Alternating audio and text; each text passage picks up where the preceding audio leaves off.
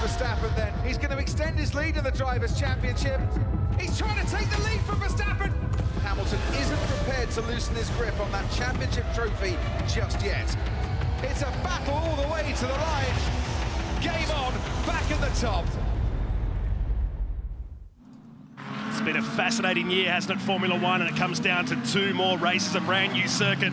The Saudi Arabian Grand Prix coming up this weekend. You'll catch all the action right here on Fox Sports. We welcome you back to Thursday competition, and what a big day, what a beautiful day it is outside as the Fanatec GT World Challenge, powered by AWS, is on the course, ready for race number 1, round 4, and the series decider. Chris Stubbs and Andy Jones, my co-drivers for this afternoon's 1-hour race. Gentlemen, afternoon. Good afternoon, Matt. A beautiful day and beautiful pieces of machinery on the mountain at the moment. 5 different manufacturers: Audi, Mercedes, Porsche, Bentley, Nissan. They're all in the mix entering this weekend's racing. This is our first race, and we've got an hour of racing. And as you said, the title is live. So that just adds a whole nother layer of complexity and pressure to the situation, doesn't it, Andrew Jones? Absolutely does, Stubbsy. And just back to that lead-in that we had for the Formula One Grand Prix this weekend, it was really cool to see during the week. Rima Jufali, who is a Saudi Arabian female racing car driver, competed in GB3 this year. She was announced as an ambassador for that event. So really, really cool things happening over there this weekend outside of Formula One.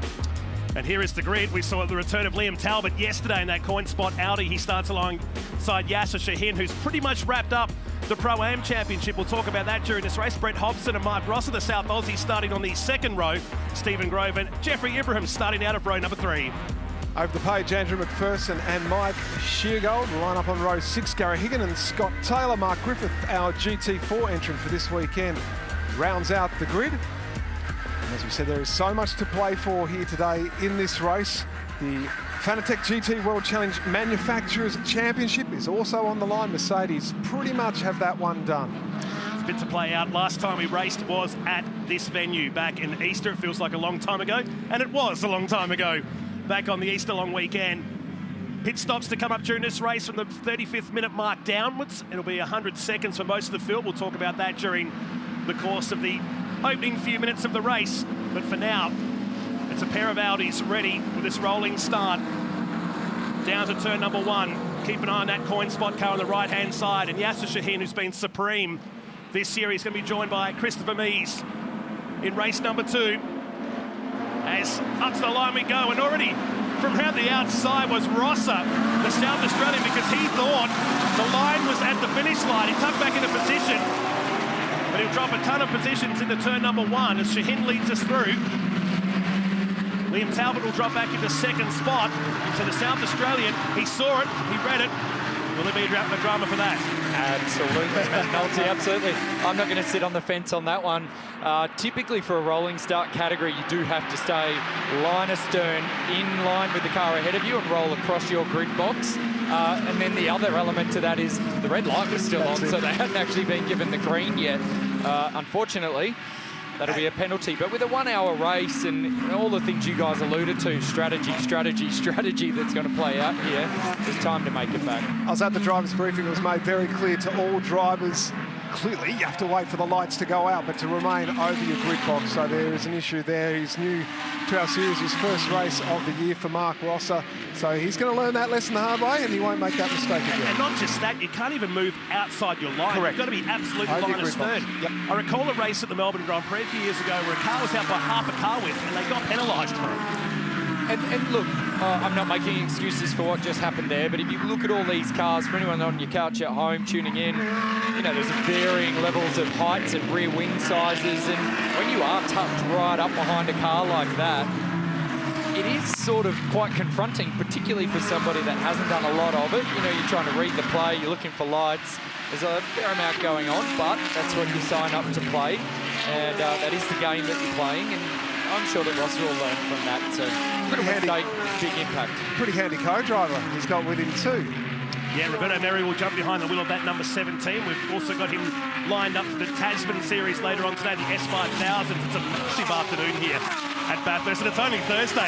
Let's not get too far ahead of ourselves here at Mount Panorama, but a lot to play out. There's contact already down here, and that is Rosser to end what's been a pretty drama-filled lap. He's got into the back of the Superbarn Supermarkets entry of James Konduras.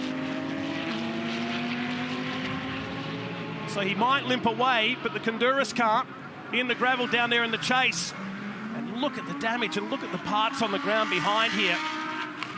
Returning to the series, of course, the brothers have raced for so many years, and if it was going to happen there, lucky pit lane's only a few hundred metres down the road. Safety car is going to be called as the Catan Audi heads into the pits. The safety cars come out just as the leading group are heading towards Griffins here.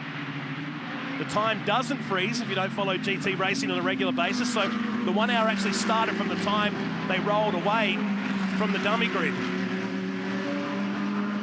Incredibly important for Shaheen to have got the jump there on Talbot in terms of what's to play for. Let's take a look at the replay here. This is going down Conrod Straight. He's hit the brakes and just couldn't pull it up, could not wipe the speed off it at all, could he, AJ? No, it looks like, unfortunately, for Rosser there with that incident that started at the green light, or before the green light, unfortunately, has just sort of caught him unawares on the run down here into the chase for the first time. The Kandura Super Barn entry looked like it was on the brakes a little bit early, if I may. I'd say they were a little bit probably cautious, let's say, on the opening lap, and that has caught Rosser out. And unfortunately, when you're in that position, when you're the guy that's behind, and if somebody brakes a little bit early, not saying that it's the Honduras fault, but you jump on the brake as hard as you can, there's only X amount of grip underneath you, and you try to slow the car down, and in this situation, wasn't able to happen. So, but ultimately, it's no different to driving our cars on the road. The car at the back is the one at fault. You have to be able to read the play up ahead, and if a car brakes a little bit early, you've got to be able to understand and work out what those closing speeds are, and that's the trick to this game. What I was looking for really intently was to see if there was any fluid coming out of this car as it made its way into the pit lane, and it didn't look like there was. So whether or not with 53 minutes left, they might be able to replace that front bumper bar, that front splitter. But unfortunately for the Honduras brothers, I would say that car is out. Damage to the back of James Honduras. He's walking away from the number 69 Super Barn entry. Boys in the background, I can guarantee you'll be coming from Robbo's bar over there in the chase. Well, the Rosser car has come back into pit lane. Team BRM looking after the engineering side on the 17. I'm with you. I was expecting to see a lot of fluid come out of both cars there, and the 17 may have just got away, but we don't know until they peel back the bodywork at the front. And there he is outside of his number 17. After a troubled start, he's walking away, and a bit of work to do for the BRM boys. And Roberto Meri there as well in the centre of the shot. So let's have another look at this. If you look at the car ahead, brake lights come on. Rosser possibly hasn't seen it, but at the speed that they're travelling at, you know, you're covering so much distance in a really short period of time. And this shot for me shows it really, really well. Look at the closing rate there. Honduras is on the brake, the car's slowing down at a much better rate than Rosser, and at that point, Rosser knows that he's going to make contact with the car ahead, and there's absolutely nothing he can do about it, unfortunately. Right on the paint too, both wheels when he hit the brakes, right on the painted line, right on out on the edge on the dirty part of the track too. Yeah, it didn't look like there was any lockups going on those Stubbsy. You know, these cars typically have ABS, and they are driver cockpit adjustable as well, so sure, it'll impact a little bit, but I feel like he was possibly in trouble before that point anyway. So pretty wild opening lap, guys, really, with that incident that we saw before the red lights went out, and now Rosser back involved again. Let's have a look at the start here, because you guys called it. It was really important for Shaheen to get the jump on the coin spot entry. He was able to do that, even with Rosser around the outside, which, to be honest, when you're on that front row and you've got cars coming around you and you're looking at the lights and the lights haven't gone out, you all of a sudden go to this thought space of, hang on a sec, what's going on? What have I missed? And Shaheen has absolutely done a really good job to read that play and deal with the situation. And the rest have done well to get around Rosser, because obviously they're putting their foot to the floor and accelerating to take off. Rosser's coming back to them at speed. They've done a good job to get around. That could have been nasty. Yeah, it's a bit of a double-edged sword, isn't it, for those around him, because they're all going, hang on, why is he going? Why am I not? And then all of a sudden he's coming back towards you and you're like, where do I go? I'm meant to be line astern. So it does get quite tricky. A very expensive pile of broken parts there on the outside. The recovery crew working flat out to get this race back underway, but obviously lots of fine carbon fibre out there. They'll try to sweep that off before we go back to green flag competition here. 50 minutes still to go. When we get the 35-minute mark, we'll be able to open the pit stop window. I said every car's awarded 100 seconds. That's the rule with the GT World Challenge this year. But we go back to the previous round, which was back in South Australia at the Ben Motorsport Park. You're in the top 3, get additional 15, 10 and 5 based on where you finished in your respective classes, which just adds a mix. But they have simplified this a little bit by making it a flat 100 seconds for the field.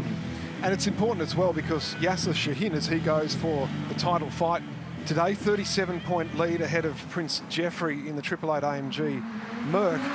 That's a 10-second gap between the two of them. So Yasser is giving up 10 seconds of race time in that stop to Prince Jeffrey. Now, Prince Jeffrey needs to win really today to remain in contention, because even then, if Yasser finishes second or third, he still wraps up the title. But in the background, Chris Meese, with the way qualifying here is, these are our #1 ranked drivers, the lower of the ranked drivers, but they're called the driver #1, who set the qualifying time and started this race, race 1. Race 2, for those that are in a combination, it's the secondary driver who starts. Chris Meese, with the issues with quarantine, wasn't able to take part in that session. He is here today, but it means he will start tomorrow from the rear of the grid. So Yasser Shahin needs to wrap this title up today, because if you're starting from the rear of the grid tomorrow, anything can happen. Just to add a little bit of pressure to race #2 here tomorrow. And that's why we leave it up to the teams to work out what's going on. We'll try and break that down as much as we can as the 69 car is on the back of the tilt tray. Well, yesterday we saw a bit of history being made in TCR competition. Chaz Mostert wrapped up the second instalment of TCR Australia. Let's hear what he had to say on his victory yesterday. Well, here we are, the Super Cheap Auto TCR Australia Racing Series champion for 2021. Chaz Mostert, congratulations. How does that feel?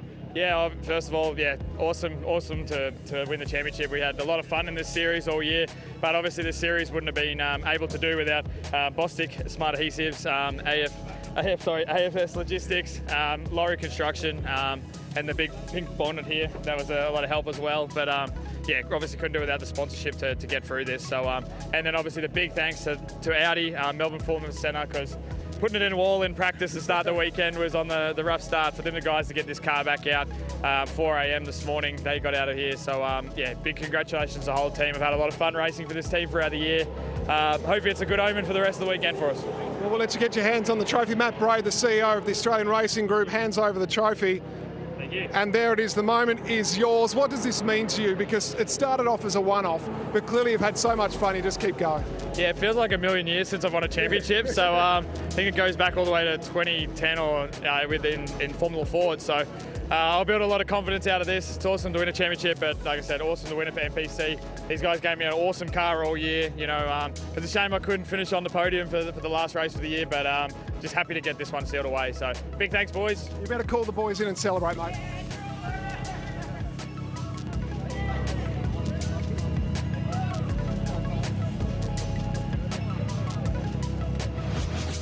Well done to Chaz Mostert picking up the series yesterday in race #1. He can relax now and focus on the Repco Bathurst 1000. It was a special moment, Greg Rust.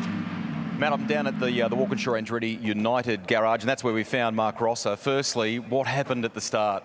I looked up and I saw there was no lights, and then I started going around Yasser. I thought I had a good start, and then I looked up and I saw red lights, so I don't know if I looked at the wrong lights or if they were off and put them on later. I'm not sure. Roberto's just been here to talk to you. Was that a bit about the process and what's involved? Yeah, he just basically said these things happen, like don't worry about it too much. All racing drivers experience it, so you know it's kind of a new thing for me as well. So yeah. Tough extension to this question is then what happened in the contact that ensued? Well, I was kind of went back with some of the slower cars, and where they broke for the chase there, like I think he broke maybe 150. I broke probably.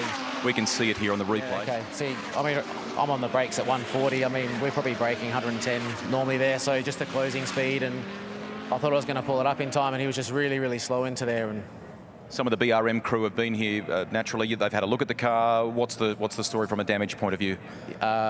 Lots of money. I don't know how bad it is yet, but I don't know if the chassis is bent or anything, or it's just the carbon parts. Okay, final one. The great medical team that we have here as a part of this event, literally just before we commenced this interview, came in and did a double check with you. Things like that your neck is okay, and I'm assuming they asked a couple of questions to make sure there's no kind of concussion, etc. Is that right? Yep, yeah, everything's fine. I'm all good to go. Okay, hard luck. Thank you. Okay, thank you. Okay, final one. The great medical team that we have here as a part of this event, literally just before we commenced this interview, came in and did a double check with you. Things like that your neck is okay, and I'm assuming they asked a couple of questions to make sure there's no kind of concussion, etc. Is that right? Yep, yeah, everything's fine. I'm all good to go. Okay, hard luck. Thank you. Okay, thank you. See, tough debut for the Rosser car. It's a brand new car that was imported from Germany in the middle of the year. He started the season in a car that Travis Benyon drove a few years ago. So hopefully they get that car fixed up and ready for race number 2 here tomorrow. But the team at Team BRM will be able to work that out later today. Well, he said about needing some money for the repairs. He distributes board games, and that's the labels and logos that we see on the car. So he's got a few more to sell now. So if you're looking for a Christmas present, exactly, get on board. But his first time at Bathurst, real disappointment to see his first race end that way. But AJ, you were right in the way he described what happened. Just the closing speed, caught himself out. Yeah, and it does happen. And, you know, I think Rosser just took it on the chin there very well, to be honest. And he explained it well that it's not something he does a lot of. But we are ready to go back racing again. Yasser Shahin leads the group. BP Ultimate safety car back into the pits, and we're still 44.5 minutes to go. Shahin will lead us back to the control line with Talbot, Hobson and Ibrahim just behind to work our way into Hell Corner. Keep in mind, to get to the 35-minute mark, we start the pit stop window. So right now, you'll start to see a lot of fast laps for the cars that have got that additional pit stop time. That's it. That's where the strategy comes into play. Obviously, you want to get these drivers out for those in the Pro-Am competition and get their pro drivers in as quick as possible so they can get as many laps as possible in the car. So as soon as that window opens, we expect to see our Pro-Am teams come in and swap over. There's Andrew McPherson in the IMAC entry, the Porsche working his way up through Griffin's Bend. Just behind him is Michael Bailey in the Aston Martin. He started the weekend with the Bentley, but found the wall pretty hard in the opening practice session here on Tuesday. The team got this car up from Melbourne, arrived at 3 a.m. on the Wednesday, and now has to change his driving style completely as he runs back there in 9th position outright. Not a bad life, is it? Just swapping from a Bentley. There you go, not a bad spare to be able to call on either. It's a good-looking car too, iconic car, very easily identified. But in front, you mentioned the IMAC entry, so they're the leaders, Andrew McPherson and Ben Porter, of the Motorsport Australia AM Championship. That's on the line here at our final round of the 2021 Fanatec GT World Challenge Australia, and they will win that title. Tony Quinn in 2nd place. As long as they finish the races, then that's no worries for them whatsoever. They will claim that championship, and worthy winners as well. So there's Mark Griffith, the sole GT4 car in the field, so he's wrapped that series up with no competition this year. We've seen Griffo in Aussie racing cars over the years as well, and runs down in 13th position. So AJ, from a driver's perspective, we've had a couple of laps behind the BP Ultimate safety car. You still wait for these tyres to come up to get the confidence back, right? Yeah, always, and particularly here at Bathurst, the first couple of laps that you're out on track, whether it be in the race or after a safety car, when the tyre pressure drops, you need to build it up quite slowly. There's some high loaded corners and long loaded corners. Turn 2 particularly, you need to be careful to stay off the curb on the exit of turn 2. And then that first run down Conrod where we just followed these guys, you need to make sure that you've got rear tyre temp and pressure up that will come up together, obviously, to make sure that the sidewall on the tyre doesn't move around too much and you don't end up damaging the tyre. So there's some things that the drivers can do. And, you know, perhaps that's what contributed to that incident that we saw with Rosser. Maybe Honduras was just taking a bit easy through there, making sure he built tyre temp and pressure, and everybody else, now that we're underway, will be doing something very similar. And we did hear Mark Rosser just quickly make a note about very, very expensive. So we saw front impact on his car, front splitter. Do we want to play cost bingo on a front splitter for a Audi R8 GT3 car? Anybody? A lot. Anyone playing at home? I think if you're tapping the FPOS machine with your black credit card, you need to make sure that you've probably got about 15 grand on there to pay for it. So just the front splitter bumper bar section only, without any of the other ancillary bits. So it's not a cheap exercise. As soon as you mentioned carbon fibre, it's instantly 4 zeros, isn't it? Yeah. With a 1 or 3 in front of it. I think it's always nice to put a dollar value on it when we're looking at cars like this for anybody at home. In short, it's a lot of board games. We can all wish. Yeah. I was told by our pit lane producer the other day that she has bought that board game, and at $5 there's a lot of board games being sold. No doubt. Just the battle for the AM class at the moment, with Marcini leading this battle at 7th outright in the course, of McPherson just behind Bailey looking for the move, and really you've got to be committed down there to make it work at Forest Elbow. So coming up to 40 minutes remaining in this first of 2 one-hour races. But we'll wrap up this year's Fanatec GT World Challenge, powered by AWS, a series now under the SRO umbrella, if you will. So it brings us in line with the world competition, which helps with the Bathurst 12-hour, which good news, it's going to be back next year. Can't wait for that to rock Mount Panorama as well. As almost had a carbon copy then from Bailey this time as he goes off the circuit in the chase and drops a ton of positions in the process. Might lose another spot, and he will. They are really tricky to race, believe it or not, this type of category, because we touched on this yesterday, didn't we, in the two-phase qualifying, in that every car is very different to, say, supercars. Let's have a look at the replay here of Bailey. Similar to what we saw on that opening lap from Rossi, just caught out a little bit by McPherson's slow or faster slowing rate car ahead. Had to take evasive action, but with a little bit more experience behind the wheel, he was able to do a good job. Didn't make contact with the car ahead. But back to the point I was making, guys, is that if you look at Mercedes, Porsche, and what have we got there? We've got an Audi in the third car in the line there. They're all making their speed differently. Some of them have more aero across the top of the hill here. You look at that Porsche, for example, it's got heaps of Venturis at the bottom of it, front splitter. It's really not being pushed to the ground, but those Venturis are sucking it to the ground, so to speak. Whereas you look at the Audi and the Mercedes, they're all wing on the top. So they're relying on the air to push down from the top to make it speed. And sometimes when you're out there running around on your own, like they did yesterday in qualifying, you get in this rhythm, but then you get into the race and you're in a battle with cars around you. You get caught out by, hey, I haven't followed a Mercedes that closely before. He's on the brake really early, but then he gets on the gas and drives away from it. So it's pretty tricky. And if anybody's played, you know, games on their PS3 at home, we've all been in that position before where we've been able to run up behind someone, run up to the back of them and hit Control-Alt-Delete. It doesn't happen here. Less consequences than that. Yeah, exactly. So riding on board here with the Grove car, the brand new Porsche. It's a beautiful look at Stephen behind the wheel. They'll start from pole position in race 2 after Brenton put that car on pole. You can see how quickly he's closing in on the back of the Merc, touching on just what you said there, AJ, right up in under the ring of the 888 with Prince Jeffrey behind the wheel. He'll hand over to Peter Hackett when we start that transition. And down into Murray's. It was great to watch yesterday, guys. Both drivers, Brenton and Stephen, how confident they are with this car instantly. It was graphic there watching Steve pulling that car up down in the chase. They've really got their head around how this new Porsche works. And they've done a lot of driving together, those guys, pre the COVID pandemic that we find ourselves in. They were overseas doing 24-hour races. Rusty? I'm with Championship Manager Ken Collier, who's just told me I think we've got about 3 minutes to go. Ken, is that right, until the window opens? Getting the nod. 3 minutes to go, guys. Get ready for some pits action shortly. Cheers. Busy man down there, Greg Rust in pit lane. Part of our coverage today for the GT World Challenge. We go back to the battle between Sheargold and Bailey. Sheargold teaming up with Garth Wald in this Ram Motorsport Mercedes-Benz as Bailey gets it done, only just there going through Griffins.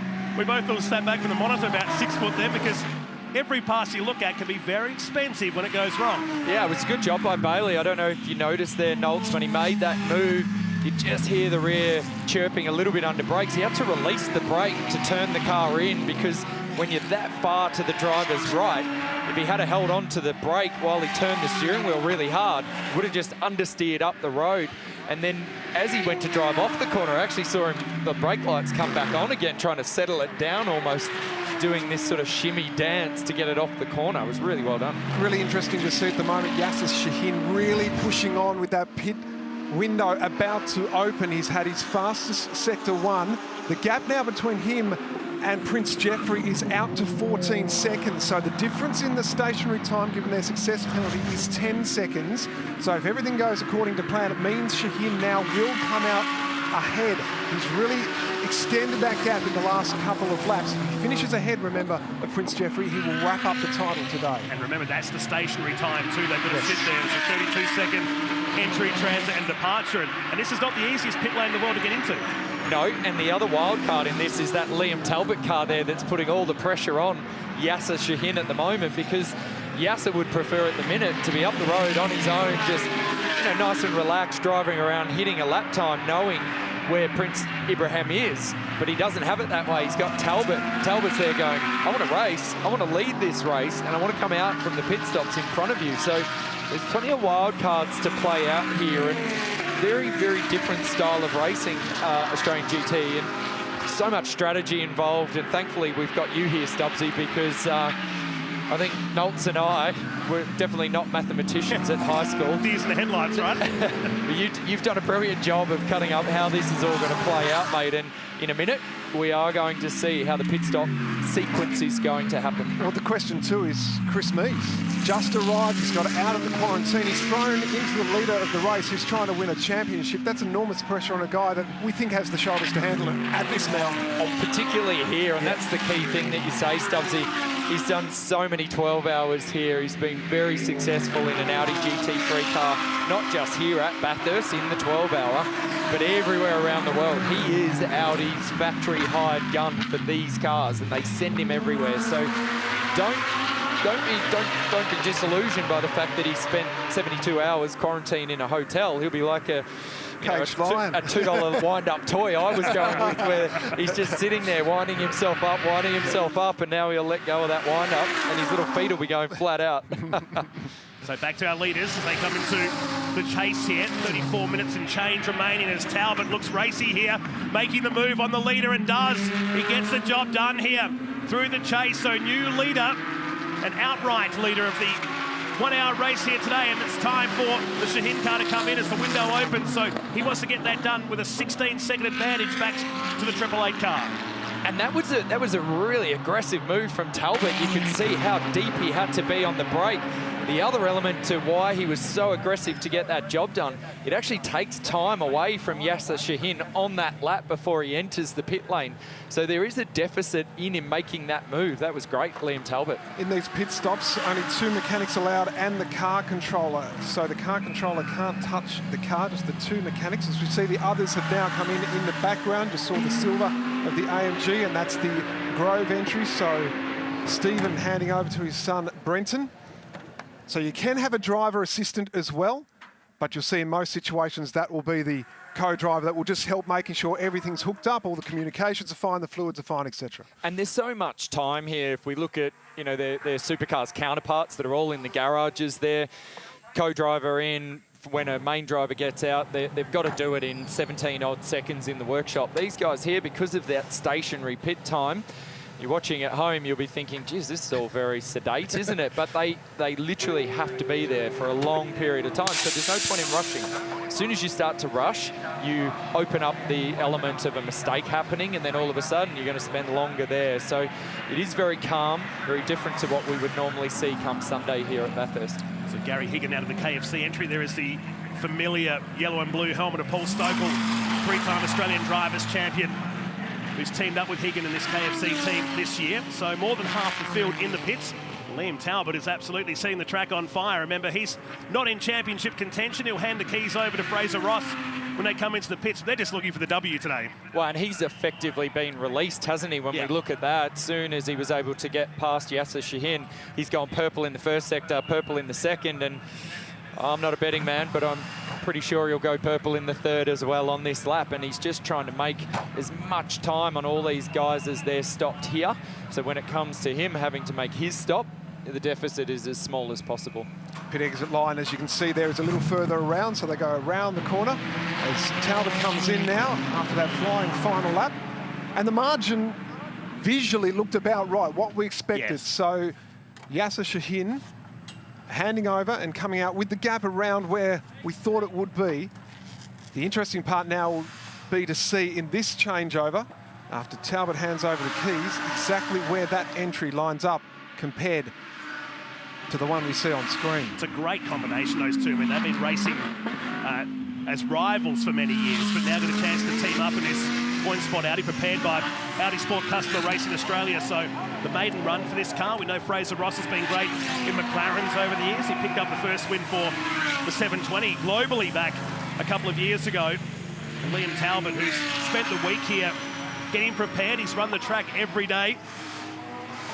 And really just excited to be back behind the wheel, and evidence in his lap times right now as Mees comes across the top, down into the Gazoo Dipper, he goes. Remember, these guys here have just got the flat 100-second standstill time. And we did see an adjustment to the regulations for this category and this style of racing a couple of years ago, where they implemented that the AM, let's say, and I feel bad calling Liam Talbot an AM particularly because he's done so much racing around the world, been so successful, but he is categorised as an AM.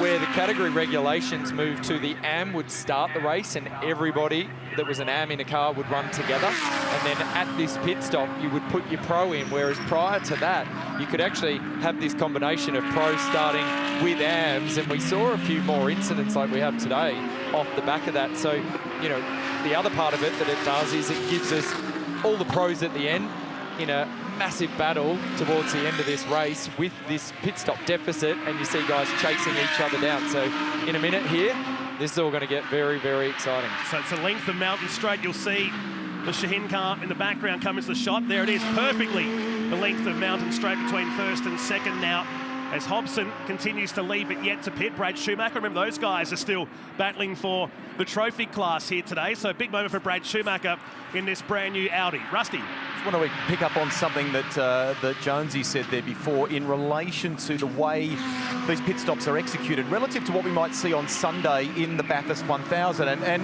a great example of that is Triple Eight bringing all of the nous that we know from them with the Red Bull Ampol cars and applying it to the Mercedes. So when that car came in, Prince Jeffrey got out. Matty Cook, who's got a lot of experience with that team and still works on the supercar side of the operation as well, was in control. Car controller at the front. They both had seat inserts, so Prince Jeffries came out. One went in for Peter Hackett. Peter was then strapped in, nice and comfortable, still with seconds left to go before they were able to release him. So when you watch that unfold, it happens in a little more of a seamless sense rather than a rush per se. Well drilled outfit, aren't they? Teaming up with the Johor Motor Racing team. They're going to expand this team over into Asia next year, which is great to see. Brad Schumacher in the pits. I wonder where Liam Talbot was off to there. Yeah. I don't know if Rusty's following him, but he looked like he had his shoulders back a little bit. I'm not sure what happened out there, but it had a bit of force to the walk. Maybe not. Maybe I'm reading the play wrong. Was he going to pay somebody a friendly visit to say hi? Might have been wanting to find out what happened at the start line, perhaps. Possibly. Yeah, possibly. No doubt Rusty was on the front row. Rusty will get to the bottom of it. Because it could have brought him unstuck quite easily. So this is the Scott Taylor entry with Scott Taylor behind the wheel. We saw some shots of Brad Schumacher a few moments ago as well. So he's in the fight for the GT3 Trophy Series up against Brett Hobson in the GTR and the Nissan. 15-second, there it is, 15-second success penalty for Brad Schumacher as a race winner in his last time out on track. So that's a massive difference. 15 seconds Brett Hobson gets to his advantage in this race, but Brett needs to win both the races this weekend, and Brad, the Bathurst local, have at least one DNF for that title to play his way. So Brad Schumacher, as he heads out very much with 1.5 hands on that title. Rusty? I'm with Liam Talbot, and the commentators were wondering if you had a bit of purpose in your walk there a moment ago. Were you on a bit of a mission? I don't think necessarily you were. No, all good. I just forgot my hat. Hey, Jonesy made a great comment then in the chat. We can't really think of you as an amateur when you drive like that. Just grab it and go. Yeah, it's a really cool compliment. I've just been lucky to start motorsport in life so late, and had really good people to help teach me what to do and what not to do, and just listen to what they do and say, and yeah, it's really helped me. We'll let you get back to watching the race. Very quickly, report card, how are things? Yeah, everything's good. Felt like 2 cars jumped the start, which was pretty interesting. That's why I was in second, but whatever happens, happens, I guess. Good luck. Thank you. One of the real humble guys you'll ever meet. He's telling me during the week, he's run 1,400 kilometres this year, 200 Ks up on his record for last year. Supremely fit. I don't think I'd run 1,400 Ks in my life. No is the answer to that, Nolts. We love you. That was a 4-second delay. I was wondering how we handled that. I was going to let AJ go. I was not jumping in. Thanks for that update, though, Rusty. Good to know that he did have purpose to that walk, and it was to find his hat. So this battle continues here. That's a beautiful Mercedes, isn't it? Greg Russ giving us terrific updates from the pit lane, and he said, you know, all that Triple Eight nous is in preparation for pit stops, but also the car. And have a look at this move here. That is Brenton Grove down the inside of Peter Hackett. Wasn't able to stop that car. Unfortunately, ran off the road, went wide. And you can see Brenton in the background now, just trying to clean the tyre up, get rid of any dirt that he's picked up on those Pirellis, and just give them a little bit of a scrub. So that was really good presence of mind from Hackett. He went full defensive, Hackett. Here's a replay of it. So Hackett could see him coming up the inside and just overcooked it, as you said. Great presence by Hackett, just to let Grove go through. And he's done a lot of racing, Hackett. If you watch what he does here, this is car placement. So typically in these cars, heaps of aero. He could be coming over to left of shot, but he doesn't. He crouches Brenton down. And the reason he does that is he wants to force the error. So Brenton, because he's got to turn the steering wheel way more than he would normally, he's got to get out of the brake so he doesn't try and lock a tyre, make sure it doesn't understeer too much. But when he comes off the brake pedal like that, he's got too much speed on for the amount of grip, and he runs off the road. Now we ride on board, looking back, Hackett to the inside. He slows the car up, hits the apex, and says, sorry, Brenton, you're going to have another crack at that. And he was instantly weaving the tyres to get that dirt off there before that final corner down there at Murray's. So wild moment in this race. There is Yasser Sheehan out of the car, and his ex-teammate for this weekend, Garth Tander, on the outside watching on down in the pits. I can confirm it definitely is Christopher Bees behind the wheel, and it took him one lap to set the fastest lap of the race at 2:05.236. The gap is 11 seconds between Fraser Ross and Brett Hobson. As we check in with our leader down in the chase with just under 24 minutes remaining. So I mentioned before, as we pick up our leader here, that is a beautiful looking car that you and I, Nolts, we're not mathematicians, but I feel like with Stubbsy here beside us, he is. So as we pick up the coin spot car, what are your thoughts on crypto, Stubbsy? Are you into it? I've been involved in a few conversations lately. Be nice to have the spare change to play with it, for sure. And you would have spare change if you played early. Yeah, my view on it is you needed to have bought them about 5 years ago. Exactly. And then you could That's about all I know. You could be out there racing instead of in here talking to us, OJ. So this battle continues. Brenton Grove in that Porsche. Oh, we all hold our breath and grunt because thankfully Hackett was able to see him there. Stephen Grove there doing exactly, his face looked like we all did in here. Can confirm that wasn't a smile. No, that was a grimace. Man, Brenton has got the bit between his teeth as he chases that Mercedes up Mountain Straight once again. These guys are some 27 seconds behind the leader at the moment. And of course, you know better than what we do. Once you get in these kind of battles, it tends to cost you time. And that's exactly right. My read on why Brenton is in such a hurry here is he feels he's got way more pace than Hackett. But as we alluded to earlier in the show, this race, sorry, you know, the cars make their speed in different positions. So as soon as he gets to this point here, he can't do anything to get past Hackett. And all it's doing is costing him time. But he knows he's strong at the bottom of the track. If he gets past Hackett, he'll be able to make up huge amounts of time across the top of the hill. Rusty? You saw just how animated Stephen was before. Where's the best chance, the best opportunity for him? Oh, definitely into the chase. He was just, you know, maybe 10 metres, you know, a bit late, and then he's on the dirty side, so that didn't help him. But he'll have a go on the chase again, there's no question of that. Give us a little, when they talk to us as junior burger commentators, they say, okay, a bit of passion, enthusiasm. Just describe this for us. Talk us through. Oh, this is sensational. I mean, he's all over him, and this is what racing's about. I mean, they're clean, they're racing hard. You know, they're pretty well nearly door to door. He'll have a really good run down here, and that's why we come and do it, because there's so much passion in it, and there's so much enjoyment, and to watch your son out there is sensational. I'm out of a job, but I'm happy to help on the weekend. Thank you. Thank you. Then Todd Russell will help out the engineer inside with this car this year as we take the passenger seat. He's close to the back of that Mercedes as they sweep through the right-hander at the chase. And Hackett parks it right down the middle once again. But again, the Porsche pulls out. This time, has he got it done? Yes, he has. And do we think Stephen's happy with that? Absolutely, he is. And they are lessons learned, guys. So that first attempt that we saw from Brenton where the mistake happened, he knew what to do that second time around. It's a little readjustment from within the car. What are my strengths? What are my weaknesses? I know he's going to pinch me, so I'll wait until later, and you could just see the way he got the move done. Well done, Brenton Grove. Stephen calling it exactly as it turned out to play. So you see the iMac now all over the back of Sini in the 9 car. So the KFC car, that is. Paul Stokel behind the wheel. So battle for the AM class at the moment, back in 6th and 7th outright. Paul Stokel behind the wheel now. Mike Sini doing the solo duties in that hallmark entry, car number 9. Has done for a long, long time. As Stokel gets up on that curb and then some, as he attacks the back of the hallmark entry. Pulls out to make the move here very early on Mountain Straight.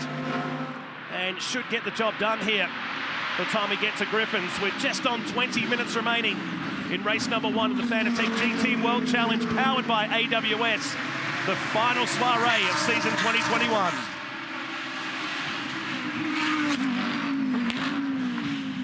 We've just gone quiet in here for a minute. My eyes are looking at our timing screen because from here on in, I feel like the race, what's happened here? It's Hobson on the outside in the GTR and sneaking through, all clear. No issues on that one. And Mees set the fastest lap again. Just he did that pass down into Hell Corner. Gap sits at less than 10 seconds now. Ross to Mees. And that's where my eyes were focused, guys, was on that 777 car that we just saw there make the move on Hobson, because he's got a 9.6 second deficit to Fraser Ross. But at the moment, he's approximately taking half a second to a second a lap out of him. So we've got enough time for Mees to be able to catch, I think, Fraser Ross with a couple of minutes left in this race. And that's where all of the work that gets done for pit stop times and penalties for times really comes into play. In fact, you know, it is basically a handicap race where we ultimately should end up with all the cars at the end going across the start-finish line together. But we don't have that. But I think it's going to play out that way for us today. What are your thoughts, Stubbsy? Is that your read on it at the moment, or you think too early to call? I think with the pace that Mees has got, I think at this point, his experience here, he's the lap record holder at Mount Panorama, the official lap record holder, and I think he's pretty comfortable. He's only going to get quicker from here. The tyre degradation shouldn't be too nice of a problem. Flashing of the lights there, that's Walden. Garth Walden, a name that we know so well. He's been such a long contributor to motorsport on the scene in this country. Flashing the lights to Sini, saying, I'm here, get out of the way. It's an amazing story, isn't it? Garth Walden, who was effectively a privateer for a year or two in supercars back in the early 2000s, and now boasts this Garth Walden racing team that has over 35 cars across 10 different categories. It's a phenomenal job, and today teaming up with Michael Sheargold. It's the first outing for this Mercedes-Benz as he looks to make the move on Sini. Sini gives him the racing room and lets him go, but at the same time holds up Brad Schumacher in the process. It is a great story, the Garth Walden one. They run a lot of cars out of their factory, probably one of the busiest workshops in the country, to be honest. A lot of customers, does a great job, based out of Sydney. Schumacher, as we said before, with one hand on the GT3 Trophy Series title for this year. Brett Hobson was the only one who could beat him, but Hobson is ahead of him at the moment. But Brad would have to have a DNF not to wrap up the title. So Sini in front of him, Schumacher all over the back of him at the moment. Rusty? I'm back with Championship Manager Ken Collier, and I think there is a bit of breaking news about to happen here involving Car 4. You've just been in contact with Race Control. Yes, the race director has confirmed that Car 4 has short-stopped its pit stop, so it has to come in and do a stop-go in its pit bay. For a time, or just a stop-go? Just a stop-go, 1 second stop. There you are. Not a time, there you go. Far out. And he's in the lane now, Rusty heading your way, so that drops him out of 4th position and out of contention for at least a podium spot. Oh, that's the heartbreaking part, isn't it? 1 or 2 seconds, and it's going to cost you more than that because you've got to transfer the lane. And I reckon, if anybody else just saw what I did, I reckon he's coming back into the lane, because if we can get a replay of that pit lane entry for Brenton, I hate to throw him under the bus, but he did hit the yellow floppy on the entry to the pit lane, which I believe the requirements are that for you to enter the pit lane under any circumstances, that floppy is there, and you're not meant to make contact with it. So it's out of bounds, isn't it? I can't help but feel like he might be coming back again. So things have gone from happy Stephen Grove, I reckon, to not so happy, and in a minute, could be even less happy. It won't be so much pumping his fist, but shaking his fist in a couple of moments' time, if your observation there proves to be correct, AJ. And how do you keep yourself cool in this situation now? Known it's only, but here he is again. We'll come back to that point. It was just earlier than that even. So So he's missed the cone here, but it's the one off the circuit. So you come down underneath the bridge on the line, and where you come into off the race track, that floppy delineates into the pit entry. Is that a technical term? That's about as technical as I can get with it, but yes, thanks, Matt Nolte. I'm sure there's a million names for it. So he's back on the course and sitting down in 7th position. 15 minutes to go. Time flies when you're having fun. Fraser Ross, 5.8 seconds as Christopher Mees continues to lower the fastest lap down into 2:04.59. He's got 13 seconds back to Hobson in the Nissan GTR. Hackett still runs in 4th, and Paul Stokel, up into 5th position and leading the AM class today. Well done. And Mees has just set another lap record. Let's take another look at this one, AJ. I feel really bad about this for Brenton, but there's that yellow floppy I was talking about. Oh, it's got that little diffuser. And he's just hit it, and you see it flapping in the background there. Yeah, look, it's line ball. I'm not sitting in race control. Hopefully they are looking down at their sheets and writing a few notes as we look at these shots. I wouldn't be going to the Grove garage if I were you. No, but you picked it up. The rules are the rules, right? Yep. And I'm sure I'm not the only one that saw that. So, yeah, that's just a little error. But if you didn't point it out, I'm sure one of the other teams were going to. Yeah, exactly. And my job sitting in here is to find those things and see those things and call it for what they are. So I'm not driving the car. I wish I was. I didn't make the mistake, but I did see it. So anyway, we'll see what that looks like. And it is there for a safety point as well. I mean, back in the days, you could really just turn in right the last corner. It wasn't uncommon to see cars play the sight game, particularly behind a safety car, to suddenly dart across, even use someone to that grass to get in the pit lane. And we talked about it before, didn't we, guys? The entry to pit lane here at Bathurst is one of the most difficult ones of all the circuits that we tour around to throughout the year, and that is there for that reason. It's to stop you from going really fast down into that last corner, hooking hard left and coming into the pit lane.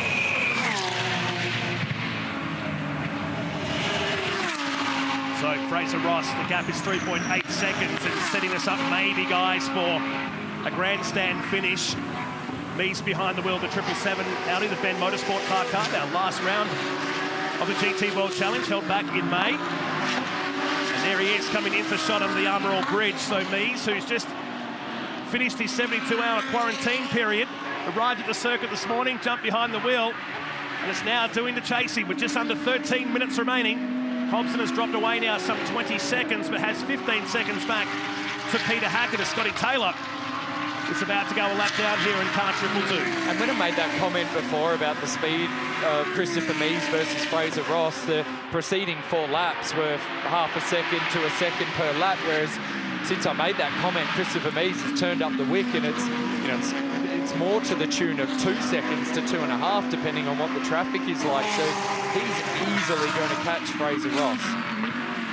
Fraser Ross, tough ask for him. Of course, we haven't seen him racing this Audi ever before. Never been in an Audi R8, so he's really having to work as hard as he possibly can now to inch every single second, hit the apexes and do everything possible, because it's perfect driving is the only thing that's going to keep Christopher Mees off his back. Remember a little earlier, we saw what we thought was Liam Talbot walking with purpose down the pit lane. I think we figured out what that was about. He's literally just walked into the garage here and had a word to Ken Collier and question-marked the start and the control that he thought he had relative to Yasser Shahin. He has alleged or questioned whether Yasser passed him and if it is indeed being reviewed. We don't have an answer on that at the moment, nor do we know if there's going to be a further issue for the Grove Racing entry. I'm not looking forward to this interview after such a positive one before. What are your thoughts? Well, that's racing. Listen, when we stopped the original pit stop, the timer didn't work, so it was a human error, 1 second. And then as he was coming in, he just got a little bit over the white line coming in, but rules are rules, and we've got to do it again. So we're on pole tomorrow, put some new set of tyres on, and watch out for us. Nice positivity. Car's a jet too. Thank you. So AJ's point, picked it. The interesting one there for me was more around Liam Talbot. And look, body language in our game, when you've been around motorsport for as long as I have, you tend to read it a little bit. And you got to take the guy for his word, and he said he was looking for a hat, but it certainly didn't look that way to me. So that's some really, really good work there from Rusty down in the lane, just getting to the bottom of that. And that's for me, feels like a more honest answer of what he was doing and where he was going, because, you know, as the pole guy, he really should have been in control of the start, and he obviously doesn't feel like he did. Back to the Stephen Grover answer, though. The end of the day, let's put it into some perspective. Yes, the penalty's bad. Yes, they come here to go racing. Yes, they wanted to have a win, but tomorrow morning, like Stephen said, they're going to wake up in the morning and there's a beautiful Porsche RSR there that they're going to jump into and drive around the country's best racetrack. Not a bad Still day. not a bad day. Exactly. So he'll have to come back into the lane. Confirmation we saw on our screens from Motorsport Australia Race Control. So expect him to peel off on the left-hand side and get this sorted. And not yet. So, yeah, he's got a couple of laps to be able to serve that penalty. I can't talk for Brenton, but, you know, sometimes when your day's not going very well and you've got a helmet on and we can't lip read what he's saying back to the pit lane, I can only imagine that after serving that first penalty and then him getting a call that he'll need to come in to serve another one, that there might be a little bit of dialogue backwards and forwards around why. And not sure I'll be doing that. And yes, you will be doing that. And no, I won't be. And eventually I reckon he'll be in. 10 out of 10 for Rusty, being the ultimate news hound to go back down there twice in the space of 10 minutes and see the roller coaster of emotions going on in the Grove team. Incredibly busy days for the Groves, incredibly busy week for them, not only competing, but obviously as owners of Grove Racing. So we've had our first supercars practice session of the day this morning. Cam Waters topping the time sheets. We'll see them back for a second practice session. The co-drivers will get plenty of time out on Mount Panorama a little later today. The S5000s to follow as well here today. The V8 Super Utes and Port Dunlop Super 2 action with their second qualifying session of the weekend. We've put the 250k race on ice this year and a couple of races to wrap up this year's crown. As we go back to the leaders, the gap is less than 1 second and 8.5 minutes remaining of race number 1. So Christopher Mees there in the predominantly black car with a little bit of blue off to the driver's left-hand side, chasing down Fraser Ross in the coin spot entry.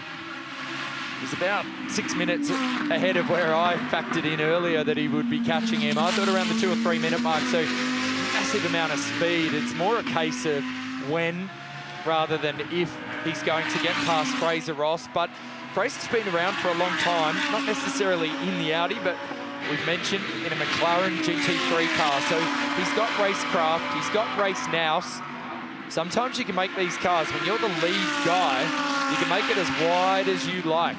And you've got all the cards stacked in your favour. You can be wide, you can brake a little bit early, you can slow the guy up behind, and you can use all of that racecraft to at least put up the fight. You know, the last thing these guys are going to do as pro guys in GT3 cars is just roll over. I would expect Fraser Ross to put up a little bit of a fight here. Now, what that looks like, I don't know. But for us and everybody tuning in at home, hopefully he's got a few things there that he can entertain us with. Well, he knows the mountain well. A 12-hour class winner here formerly, the 2014 Porsche Cup Challenge champion as well. So experience, as you touched, is on his side. His racecraft, there's no issues about that. It's a matter of the man behind him just being far too quick, and he'll take his time. He's still got almost 7 minutes of racing to go. He's not going to push the issue, or is he, as he has a little look up the inside, but not quite close enough as they head into Murray's. And for Fraser in this situation, I think he should be thinking along the lines of, okay, I've got to channel all my energy into this bottom part of the circuit, because these are where all the passing opportunities are. When you come, they're in identical cars, so from the driver's seat, he'll go, he doesn't have a speed advantage on me. We're able to make our speed in a similar way. If I can just brake as well as I possibly can every time down into the chase, every time down into Murray's, every time into turn 1, every time into turn 2, I'll be able to keep him covered. He's not going to get past me across the top of the hill. And look at what he's doing. He's doing exactly that. He's committing to the brake pedal as late as he can. And if he's a bit slow across the face of the corner, that's no issue, because Chris Mees is not going to get past him there. So this is a really good game of cat and mouse. Oh, a little mistake, though, from Fraser has allowed Mees around the outside. Oh, that's not worked out how I was hoping it was going to, but he did put up a good fight. And a shout out to the man in third position as well, Brett Hobson. Outstanding drive by him. So he was fighting in the trophy series today, and he's the leader, of course, in that category. Schumacher back in ninth position at the moment. Brett Hobson next year will have a new car. He's bought an ex-factory Nissan GT-R GT3 for next year. That was a 2016 12-hour runner-up car driven by the Kellys here at the mountain. So this is his old car. So he doesn't want to put kilometres on the new car just yet. And what an outstanding job he's been doing. Sweet sound, isn't it? It goes across the top. So notably different. Yeah. Everyone, you can pick it coming a real throaty roar to it, isn't it? And that's the beauty of GT racing, is you can stand behind the grandstands and pick the engine note of each car that comes past you. And of course, this was a fan favourite in the 12-hour a few years ago. Everybody was cheering and excited when we saw the factory team come out here and were able to record a win at that 12-hour event. For exactly like you said, Matt, it's got a really throaty sound to it. It's tough, it's staunch, it looks like, compared to the other GT3 cars, it looks like a brick on the road, other than the Bentley.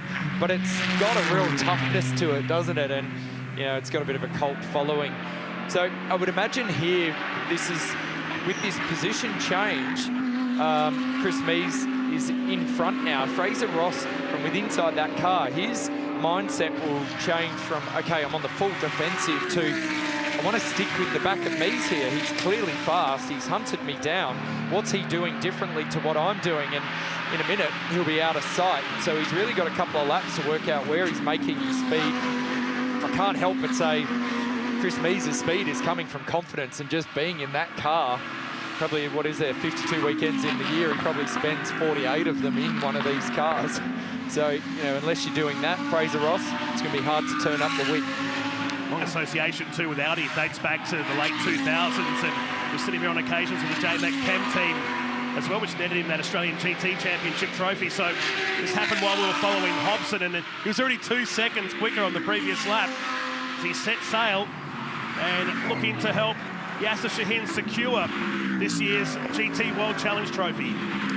Yasser's put together an outstanding season. We can't forget the contribution of Garth Tander in this lineup. So together they combine to break Shane Van Gisbergen's unbeaten run earlier in the season when Shane was on such a tear in the Supercar Series with those consecutive race wins, and a win, of course, in New Zealand in the Grand Prix too. They came here to the mountain, and Tander and Shahin got the job done. So a combination that's been so strong that Tander needing to focus very much on his duties as defending champion in the Repco Bathurst 1000 this year. So Yasser Shahin, and the whole Shahin family from the Ben Motorsport Park in South Australia. Huge investment into that facility, an amazing facility for us to enjoy in the Australian motorsport community. This will be a fantastic family result. It'll be well cheered in South Australia in Tailem Bend. 1 lap to go for Chris Mees. Just has to keep it clean. Gap is 3.5 seconds. They go past Mark Griffith, the sole GT4 car in the field. Start the final lap. And just the one DNF in the race. Rosser, who went out after that collision with Kundura. So 2 cars, in fact, have gone out. That was on the very first lap of the race. But Christopher Mees, what a story this is. And don't forget, he'll suit up in TCR competition for Melbourne Performance Centre tomorrow in the car that, ironically, Garth Tander drove last time out here at Easter. So they have plenty of miles under his belt. An earlier race tomorrow morning, they'll kick off the program here at Mount Panorama. Of course, all getting some valuable laps before the 12-hour here in February. And how cool will it be to see the roles reversed tomorrow, and Christopher Mees starting at the rear of the grid because he wasn't able to qualify while he was in the hotel quarantine. He will be tearing his way through the field. He'll have, of course, the other pros alongside him, but that's going to be a fantastic battle to watch in race 2. The Fanatec GT World Challenge Australia, powered by AWS here at Mount Panorama. And for the final lap, he's certainly wringing his neck, isn't he? Well, I think that's his default position, isn't it? He's like, okay, I'm out of hotel quarantine. Let's just turn my commitment level to the 10 and I'm good to go. Yeah, lots of pepped up energy as he works his way down Conrod for the final time and sets the fastest second sector of the race. So maybe we'll lower the lap record of the race. The outright record, of course, but a couple of turns remaining now, with 5.5 seconds back to Ross and a further 28 back to Hobson. Through the sweeper we go. In a race that started off with a bit of carnage in this section of the Mount Panorama Motor Racing Circuit. Has settled down into a great race, a bit of controversy and a couple of drive-through penalties for the number 4 car. The 72 hours in quarantine will not stop Christopher Mees as he gives Yasser Shaheen victory in race number 1 of the Fanatec GT World Challenge and sets the fastest lap of the race on the final lap with 2:04.25. Fraser Ross and Liam Talbot will get home for second, and then a long wait back to the Nissan GTR of Brett Hobson as he works his way into the chase. And there is Brett Hobson on screen now to get the final spot on the podium, but secure the class victory as our leading amateur today. What an outstanding drive he's put in. Beautiful looking car, so popular, sounds great, looks great, and that is a great drive. 3rd place for Brett Hobson. The celebrations will be happening for the Shaheens. Yasser Shaheen, the Motorsport Australia GT champion in the Pro-Am class, with that victory here today. Great drive, he set it up, didn't he, nicely earlier in the race. Fraser Ross and Liam Talbot, they'll be awesome to watch tomorrow as the rest of the field continue on by. Paul Stoker will pick up the AM class on us today with Gary Higgin in the KFC entry. But Mees, Ross, Hobson, your top 3 here today in race number 1 of the Fanatec GT World Challenge Australia. Garth Walton home in 6th position ahead of Grove. Even with those 2 stops, managed to get a top 10 result with Brad Schumacher, Ben Porter and Mark Senior completing the top 10. Over the page, Michael Bailey there, our GT4 competitor, is in 13th place, being Mark Griffith. Michael Bailey in 11th, Scott Taylor in 12th, and we saw the early crash involving Mark Rosser into the rear of James Constanduris. Enjoyed that one. And AJ can give yourself a bit of a rest now before we go back into tomorrow's race, which will kick off our Fast Friday here at the Repco Bathurst 1000. Congratulations to Christopher Mees and Yasser Shaheen, winners here today in race number 1. We'll take a very short break. Loads more still to come from Mount Panorama. It's day 2 of our Bathurst Bonanza. And today, the supercars join the party. What will happen at Bathurst this year? Elbows out if you need them. Our 25 Chargers have their first taste of Mount Panorama. 2021 ignites at Bathurst. We salute a champion. Hi mate, I just wanted to of course congratulate you on your championship. And sit down with Whincup as he prepares for retirement. I'm into the business of racing, I believe. I'm a racer. I'm there to race. We check in with the fans around the circuit. You come through the mountain and you just see that sign and you start weeping, you really do.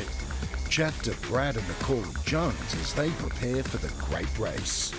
I love the fact that he goes racing and we share that passion. We've also got a host of special shows. Friday Night Live is back with an alternative look at the Bathurst 1000. Are you ready for the biggest race of your life? Apparently, yes. And tonight, a celebration of the Blue Oval at Bathurst. They've gone berserk at Shell V-Power Racing. This is the Repco Bathurst 1000, live in HD and ad break free in race, right here on the Bathurst channel, Fox Sports 503.